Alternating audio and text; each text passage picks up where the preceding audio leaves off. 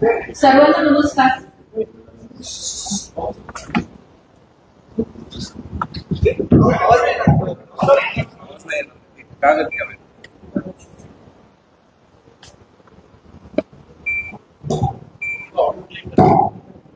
येतोय ना आवाज? सर्वांना नमस्कार. माननीय पोलीस महासंचालक महाराष्ट्र राज्य यांनी अशोक खरात आरोपी असलेल्या गुन्हा रजिस्टर नंबर 73/2026 या गुन्ह्याचा तपास एसआयटीच्या मार्फतीने करण्याबाबत आदेशित केलं होतं. त्यानुसार दिनांक 20 मार्च 2026 या तारखेपासून तो गुन्हा आणि त्याशिवायचे 10 गुन्हे असे एकूण 11 गुन्हे एसआयटीकडे तपासाला आहे. सदर विशेष तपास पथकामध्ये तपास अधिकारी म्हणून 2 पोलीस उपअधीक्षक आहेत, जे माझ्यासोबत दोघं इथं उपस्थित आहेत.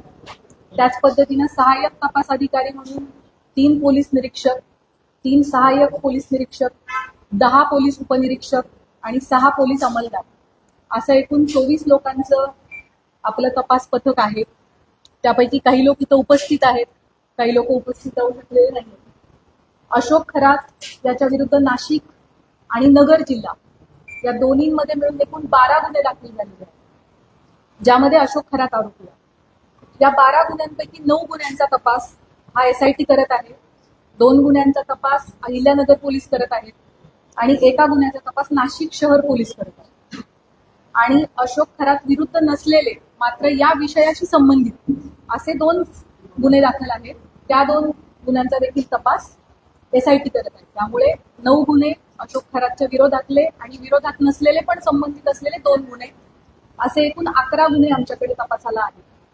गुन्ह्यातील आरोपी विरुद्ध दाखल केलेल्या गुन्ह्यांपैकी आमच्याकडे असलेल्या गुन्ह्यांपैकी 8 गुन्हे हे महिला लैंगिक अत्याचाराचे गुन्हे आहेत आणि उर्वरित 3 गुन्हे हे फसवणूक आणि त्याच्यासोबतच अंधश्रद्धा विरोधी कायदा, अंधश्रद्धा विरोधी कायदा, सावकारी अधिनियम 2014 आणि इकॉनॉमिक ऑफेन्सेसची इतर रिलिव्हंट कलम याप्रमाणे दाखल आहेत. महिला लैंगिक अत्याचाराचे सर्वच्या सर्व 8 गुन्हे आणि फसवणुकीचा 1 गुन्हा असे 9 गुन्हे एसआयटीकडे तपासाला आहेत. आजपर्यंतच्या तपासादरम्यान 30 पेक्षा अधिक साक्षीदारांकडे आपण विचारपूस केलेली आहे. साक्षीदारांकडे आणि पीडितेंकडे आपण जी चौकशी केली त्यातून आरोपी हा पीडित व्यक्ती आणि कुटुंबाच्या श्रद्धेचा गैरफायदा घेत होता, त्यांना भीती दाखवत होता, खडे, चिंचोके, रुद्राक्ष, पूजा विधी इत्यादी गोष्टींच्या माध्यमातून त्यांच्याकडून पैसा उकळत होता, महिलांना स्वतःकडे दैवी शक्ती असल्याचं भासवत होता, त्यांच्या कुटुंबियांच्या मृत्यूची भीती दाखवून त्यांना बदनामी करण्याची धमकी देऊन त्यांचं लैंगिक शोषण करत होता. त्याच पद्धतीनं ईशानेश्वर मंदिराच्या परिसरात अंधारामध्ये हातचलाखीनं स्वतःकडे दैवी शक्ती असल्याचं भासवून समाजामध्ये सातत्यानं अंधश्रद्धा पसरवण्याचं कामही करत होता, असं आपल्याला निष्पन्न होतं. महिला अत्याचाराच्या संदर्भाने दाखल 8ही गुन्ह्यांमध्ये पीडिता आणि त्यांचे कुटुंबीय हे अतिशय धाडसाने समोर आलेले आहेत आणि त्यांनी फिर्याद दाखल केली आहे. त्याच्यामुळेच आपण आरोपीवरती कायदेशीर कारवाई करू शकत आहोत. आपल्या सगळ्यांच्या माध्यमातून मी आवाहन करू इच्छिते की या महिलांनी लोक काय म्हणतील या भीतीनं अन्याय सहन केलेला आहे आणि आता अतिशय धाडसाने कुटुंबाला विश्वासात घेऊन त्यांनी गुन्हे दाखल केलेले आहेत. त्यामुळे त्यांची ओळख उघड न करणे, सोशल मीडियावरती त्यांचे व्हिडिओज न पसरवणे, आपल्या मोबाईल्समध्ये असे व्हिडिओ न बाळगणे हे आपल्या सगळ्यांचं नैतिक कर्तव्य तर आहेच, पण त्याचबरोबर माननीय सर्वोच्च आणि उच्च न्यायालयाचे देखील तसे कठोर निर्देश आहेत. त्यांची ओळख गोपनीय राहणे आणि त्यांच्या खाजगी बाबींची सार्वजनिक चर्चा न होणे हे त्यांच्या मानसिक आरोग्यासाठी आणि त्यांचं धैर्य टिकून राहण्यासाठी अतिशय गरजेचं आहे. आणि म्हणूनच न्याय संस्थेनं वारंवार absolute ban on identity disclosure अशी भूमिका ठेवलेली आहे. अशा केसेसमध्ये पोलिसांच्या पत्रकार परिषदा बाबतीत देखील मर्यादा निश्चित करण्यात आलेल्या आहे. पीडितेच्या गोपनीयतेचा भंग ज्या समाज माध्यमातून झाला आहे अशा प्लॅटफॉर्मवरून ती माहिती हटवण्याबाबत न्यायालयाचे निर्देश आहेत. पीडिता किंवा कुटुंबियांच्या मुलाखती घेण्यास बंदी आहे. अंतिम निकाल येण्यापूर्वीच आरोपीच्या प्रतिष्ठेला हानी पोहोचवणारे आणि माध्यमांद्वारे चालवणारा खटला, ज्याला आपण मीडिया ट्रायल असं म्हणतो, अशी परिस्थिती निर्माण करणारे किंवा केवळ तर्कवितर्काच्या आधारित वार्तांकन टाळावे असे निर्देश देखील माननीय उच्च आणि सर्वोच्च न्यायालयांनी प्रसारमाध्यमांना दिलेले आहे. कलम 72 BNS लैंगिक अत्याचाराच्या पीडितांची ओळख उघड करणाऱ्यांना शिक्षेस पात्र ठरवते. अनुच्छेद 21 भारतीय संविधान पीडितेचा जगण्याचा अधिकार, गोपनीयतेचा अधिकार आणि प्रतिष्ठेचा अधिकार यांचे संरक्षण करते.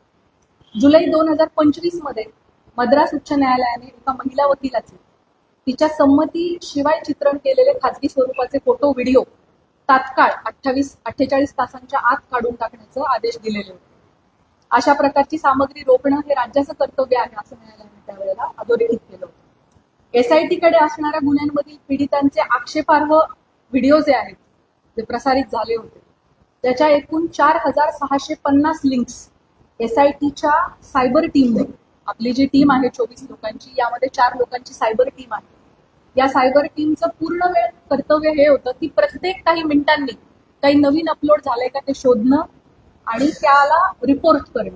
सो आपली ही जी SITची सायबर टीम आहे तिने महाराष्ट्र सायबरच्या मदतीने आतापर्यंत 4650 लिंक्स या डिलीट करून घेतलेल्या आहेत.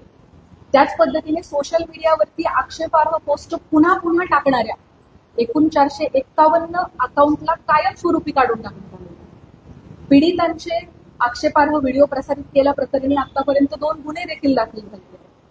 सदरचे गुन्हे हे सातपूर पोलीस स्टेशन नाशिक शहर आणि कोपरगाव पोलीस स्टेशन अहिल्यानगर या ठिकाणी दाखल असून संबंधित घटकच त्याचा तपास करत आहेत आणि त्यामध्ये आजपर्यंत एकूण 6 आरोपींना अटक देखील करण्यात आलेली आहे.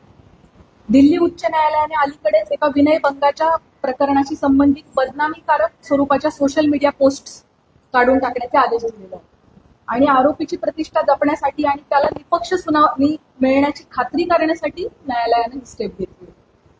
SIT कडे असणारे सर्वच तपास हे अतिशय संवेदनशील प्रकारचे असल्यामुळे त्याविषयीची जी माहिती आपल्याला सांगणं शक्य आहे ती माहिती मी आपणास याद्वारे दिलेली आहे. आपल्या सगळ्यांच्या मनामध्ये या प्रकरणाविषयी अनेक प्रश्न आहेत, मला त्याची पूर्णतः कल्पना आहे.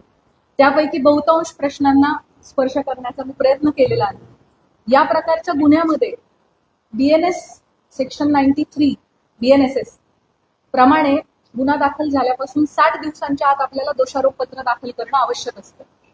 आपल्याकडचा या प्रकारचा पहिला गुन्हा हा नाशिक शहरामध्ये 17 मार्च 2026 रोजी दाखल झालेला आणि SIT कडे त्याचा तपास 20 तारखेला आला, 3 दिवसानंतर.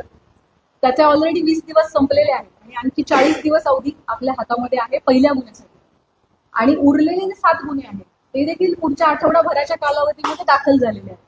त्यामुळे 40 दिवसानंतर पुढच्या आठवडाभरात या उरलेल्या सगळ्या गुन्ह्यांचं देखील डेडलाईन जी आहे ती जवळ येते.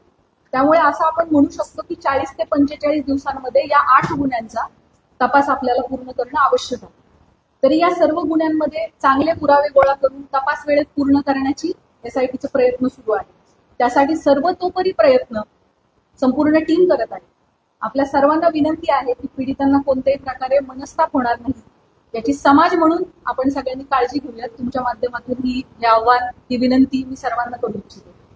आपल्या मनामध्ये पदाधिकारी, अधिकारी यांना SIT कडून बोलवण्यात येणार आहे का, किंवा अमुकला आपण का बोलवले नाही, कधी बोलवणार आहे, अशा प्रकारचे देखील अनेक शंका आणि प्रश्न असू शकतात. अनेक पत्रकार, सामाजिक कार्यकर्ते यांनी वेळोवेळी मला मेसेज करून या प्रकारच्या प्रश्नांची विचारणा केलेली आहे. त्याबाबत मी सांगू इच्छिते की आपल्याकडे दाखल गुन्ह्यामध्ये फिर्यादी आणि साक्षीदार जे सांगतात त्याच्या अनुषंगाने तपास होत असतो. तपासादरम्यान जे पुरावे समोर येतात त्याप्रमाणे पुढील तपास केला जातो. पुराव्याच्या आधारे कोण व्यक्ती सह आरोपी आहे का हे पाहिले जाते. त्यानुसार त्याची चौकशी आणि त्याच्यावरची इतर कायदेशीर कारवाई केली जाते. त्यामुळे या गुन्ह्यांच्या बाबतीमध्ये देखील हा गुन्हा घडण्यासाठी मुख्य आरोपी सोडून इतर कोणी कारणीभूत ठरलं आहे का, कोणी याची इकोसिस्टीम निर्माण करण्यामध्ये सहाय्यभूत ठरलेलं आहे का, या अंगाने सुद्धा आपण तपास करत आहोत. या गुन्ह्यांची पार्श्वभूमी तयार करण्यासाठी कोणी मदत केली आहे का, याबाबत पुराव्यानिशी जर आपल्याला निष्पन्न झालं तर त्याविषयी निश्चित कायदेशीर कारवाई केली जाईल. त्याबाबत आपण कोणीही मनामध्ये कुठल्याही पद्धतीची शंका कृपया बाळगू नये. गेले 17 दिवस SIT या गुन्ह्यांचा तपास करत आहे.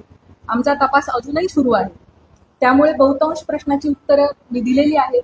काही प्रश्न कदाचित अनुत्तरित राहिलेले असतील, परंतु जसजसा तपास पुढे जाईल तशी तशी आपल्याला त्या प्रश्नांची पण उत्तरं मिळतील. महत्वाच्या टप्प्यांवरती एसआयटी कडून आपल्याला ब्रीफिंग दिले जाईल. चार्जशीट दाखल होईपर्यंत आपल्याला या प्रकरणाची गोपनीयता बाळगणं अतिशय आवश्यक आहे. तरी मी आपल्या सगळ्यांकडून सहकार्याची अपेक्षा बाळगते. यापूर्वी अशोक खरात याला पहिल्या गुन्ह्यामध्ये एकूण 14 दिवस पोलीस कोठडी मिळाली होती. ती दिनांक 31 रोजी संपली. दिनांक 1/4/2026 रोजी आपण दुसऱ्या गुन्ह्यात त्याला अटक केली आणि न्यायालयासमोर हजर केलं. दिनांक 2 पासून 7 दिवसांची पोलीस कोठडी उद्या दिनांक 8/4/2026 पर्यंत माननीय न्यायालयाने मंजूर केलेली आहे. आता यानंतर पुढील गुन्ह्यामध्ये पोलीस कोठडी आपल्याला मिळावी यासाठी आपण माननीय न्यायालयाला विनंती करणार आहोत. या दरम्यान तुम्हाला माहित आहेच की काही कारणांसाठी आपण VC द्वारे न्यायालयामध्ये आरोपीला हजर करण्याची परवानगी मागितली होती आणि मागच्या हिअरिंगच्या वेळेला माननीय न्यायालयाने तशी परवानगी आपल्याला दिली होती. खरातच्या आर्थिक व्यवहार, प्रॉपर्टीज इत्यादींच्या अनुषंगाने देखील आपल्या मनात भरपूर प्रश्न आहेत, त्याची मला कल्पना आहे. त्याबाबत मी सांगू इच्छिते की या प्रकरणामध्ये ईडीने दखल घेतलेली आहे. ईडीने विशेष तपास पथकाला जी माहिती मागितली आहे आमच्याकडून ती सगळी माहिती आम्ही त्यांना पुरवलेली आहे आणि भविष्यात देखील ईडीला आमचे पूर्णपणे सहकार्य असणार आहे. भारतीय राज्यघटनेच्या कलम 51(अ) मध्ये भारतीय नागरिकांची मूलभूत कर्तव्ये सांगितलेली आहेत. त्यामध्ये वैज्ञानिक दृष्टिकोन आणि चौकस बुद्धीचा विकास करणे हे आपल्या सगळ्या नागरिकांचे मूलभूत कर्तव्य आहे असं आपलं संविधान सांगतं.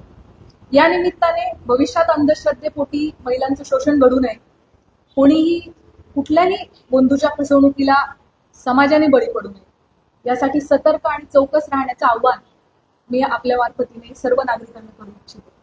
अतिशय शॉर्ट नोटीसवर सर्व पत्रकार बंधू भगिनी या प्रेस कॉन्फरन्ससाठी उपलब्ध झालेले आहेत, उपस्थित झालेले आहेत. त्या सगळ्यांचे मी मनापासून आभार मानते आणि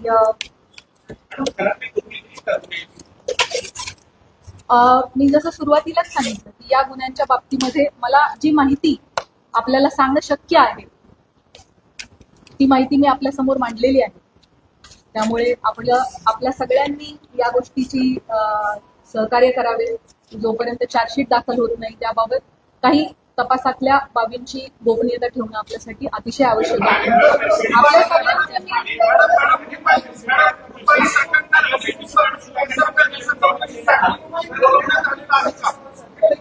मी आपल्याला मला वाटतं ह्या सगळ्या प्रश्नांची उत्तरं मी ऑलरेडी आपल्याला दिलेली आहे. सीडीआर लीकच्या बाबतीमध्ये आपण मला एक प्रश्न आता जस्ट कोणीतरी विचारलाय ज्याचं प्रश्नाचं उत्तर मी दिलं नव्हतं तेवढं मी देते आणि आपण थांबूयात. अल्पवयीन यामध्ये कुणीही नाहीये. दुसरा जो प्रश्न सीडीआरच्या बाबतीत याची शासन स्तरावरती चौकशी होत आहे. त्या बाबतीत चौकशीत जे काही निष्पन्न होईल ते आपल्या समोर येईल. थँक्यू.